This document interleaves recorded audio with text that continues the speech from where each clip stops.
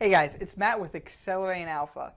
Earlier this week, I came across an article talking about how millennial home ownership is down, and the article was scaring people and saying really how bad of a thing it was. And it really kind of got me thinking, what are the advantages of renting versus buying a home?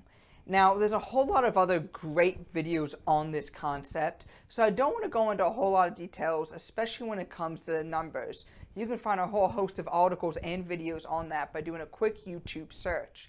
But I think it's really important because we've all been at a party or talking to friends or family and they just feel like, oh, I'm just throwing money away by renting. It's so much smarter for me to buy, even though I have $10,000 in credit card debt, 2 car loans, student loans, and only $1,000 to my name. I have to buy a house. No, it's probably not a good idea for that particular person to be buying a home. In a lot of cases, it can be more advantageous to actually rent your home. Or it could also be better to actually buy a home. It really all depends on the market and some reasons that we're going to go on into. So let's jump on in and take a look. Now, there are some great reasons to actually go ahead and to buy a house. However, there's a really good saying out there, and it says, do you own the house or does the house own you? And depending on your financial situation, a house can become a prison. So from my point of view, you should not buy a house until you have the following 3 items locked away and in place. So for number 1, if you plan to live there for more than 2 years, then maybe you should consider buying a house. Number 2, you should have 3 to 6 months of expenses in an emergency fund, preferably a high yield savings account. And I have a video for the best high yield savings accounts, and I'll link it here in the description below and somewhere on this video. And then for number 3, I really feel like people should have low consumer debt. Now, what is consumer debt? That's things like credit cards, even student loans, and car payments. Because in reality, you don't own anything until it's paid off.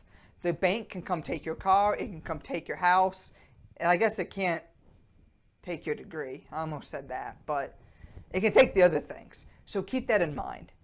I remember there was one time, years ago, I was maybe 6 months out of school in my first professional job, and I had a car payment. I was in the process of paying it off, and I was within 6 months of paying it off. But my job at that time was a little shaky for about a week. Fortunately, everything worked out. But I'll be honest, every single day that week, I had a dream about the bank coming and taking my vehicle away because I only had a couple grand in my name at the time. You want to be able to sleep at night. And no matter how beautiful the countertops are, how big the master bathroom is, you need to be comfortable. And it being your house can become a prison. So make sure you buy a house and do it the right way. Don't just listen to your great Aunt Agatha saying you need to buy a house or try to impress all your friends. That's foolish. Now notice I didn't mention anything about your house being an investment because it's not. And in one of the best-selling investment books called Rich Dad Poor Dad, which has some good advice, however, I personally think it's overrated, and I think the author went down a totally just weird path after that book. I would totally not read and disregard everything else he put out after that book. He accurately stated that your house is not an investment. It is costing you money. So don't look at it as an investment. Don't say, well, I could take the mortgage interest, I could just write it off on my taxes, and oh, there's going to be this great big appreciation. There's a lot of other costs you're not considering, and a lot of people use that to justify getting into a house they're not ready to buy. Now, here are 5 reasons not to buy a house. Number 1 being, if you don't anticipate being in that area for 2 years or more, don't do it. Because with the way amortization works, which I'll get into here in a few minutes, and with the cost to actually buy a home, like closing cost, you're not going to make any money even if the house appreciates on average 3%, which just keeps you up with inflation. You're not going to make any money when you sell it because you have to pay the realtors, you had closing costs to begin with. It's not even worth it. So if you're only going to be in an area for a couple years, do not buy a home. Some other reasons you may not want to buy a house is you're saving for a big down payment, which I highly recommend if you're able to put 20% down in most cases. Additionally, It's a lot easier to rent, and it's a lot more flexible. You want to be able to get up and move whenever you want. If the HVAC goes out, if there's damage in the house, if the oven goes out, just call your landlord. And if you're somebody who has high consumer debt, do not get into a house. I talked about it earlier in this video, but if you have 2 cars outside on leases, you have a Target gift card, credit card, I don't even know if they have a credit card, and if you have student loans out the wazoo, which most of us have or had at one point, do not put yourself in a corner and buy a house. It's not worth it. It's just going to stress you out. It doesn't matter who you're trying to impress. All right, so I promised I wouldn't get into a whole lot of math here, but I couldn't help myself. So we're going to talk a little bit about math and talk about the exact costs that a lot of people who have never gone through the home buying process tend not to think of. I've gone through it twice now, and each time I'm always surprised about all the cost, most of which I'm not even going to necessarily recoup when it comes to buying a house. So most common cost is just closing costs, but a lot of people don't really know what that means.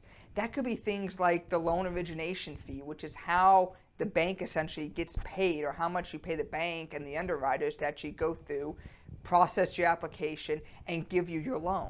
You also have things like the appraisal fee, which can go from $500 to $800. And you also normally should, I would always recommend, get your home inspected. That can cost anywhere from $350 all the way up to $1,000, and sometimes even more money depending on the scope of the inspection. But let's go over an example here. Let's say you're interested in buying a $150,000 house, and let's say you have 20% to put down. That's 30 grand. Well, in closing costs, you can expect to pay anywhere from 2% to 5% of the purchase price of the house. So that's anywhere from $3,000 to $7,500. Let's just say, we'll go on the low end, you got lucky. Let's say it's going to cost you $3,000 in closing costs to actually get this house. So now you need 33 grand to bring to closing. All right, so you just closed on your house, you just moved in. Congratulations, everything's great, right? Wait a minute. You start looking at your mortgage payment at the closing table, and you can't get out of your head that there's things there like property taxes. And then you also have this thing called an HOA, or a homeowners association. Now maybe you don't. Some HOAs are quarterly, some are monthly. Let's say for this example it's $100 a month, which is very reasonable. The one I'm in for this current place, which is a townhome, is almost $250 a month, and I live in a mid-sized American city. So $100 a month in HOA, that's $1,200 a year, which you never get back. Let's talk about property taxes now. On average, it's about 1% the purchase price of the home, or not the purchase price of the home, the tax value. Let's just say the tax value and purchase price is the same, which normally a tax value is a little less, but for easy numbers, we're going to assume $150,000 for a tax value. That means you're going to be paying $1,500 every year in taxes that you never get back. So you said renting was just like throwing your money down the toilet, right? Well, we're not done yet. Now the killer of them all, which people tend to forget, is a little thing called interest. But you know interest. Of course you can have interest on your loan, right? But it's not just the interest that's going to kill you. It's the amortization on the interest. We're going to be just basically throwing tens of thousands of dollars totally away to the bank. And it's worse on your very first payment in the first 15 years of your 30-year mortgage. Let's jump into my computer and I'll show you guys exactly what I mean. So going back to our example, $150,000 for a house. If you do 20% down, you're looking at $120,000 for a loan. I'm assuming 4% interest over a 30-year term. And that monthly payment's going to be $572. However, that does not all go to the principal being the total loan amount. So if we look here at this nice graph, this shows over 30 years where you're going here.